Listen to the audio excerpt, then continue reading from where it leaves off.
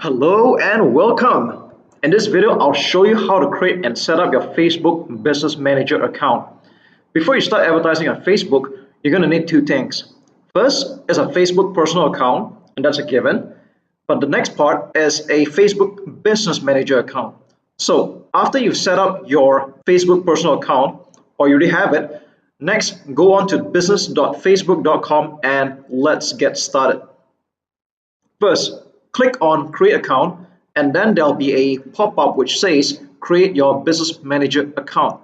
Put in your business name, click on Continue, and then add in your business email. So once you're done, click Finish.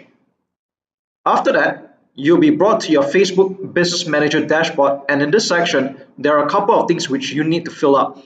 The first is to add or create your Facebook business page. The next is you need to create or add an ad account. If you have created your Facebook business page, click on Add Page and link your page to this ad account. If not, just click on Create Page and follow the instructions, which is pretty straightforward. Fill in the blanks and then link it to this Business Manager account. The more important one over here is that you need to add an ad account. So first, click on Create Ad Account. Type in the name for your ad account. Select the time zone, select the currency, and add in a payment method. Alternatively, you can add that afterwards. So when you're done, you just click on Create Ad Account. And there you have it. You've just created your ad account. Next up, add your business page.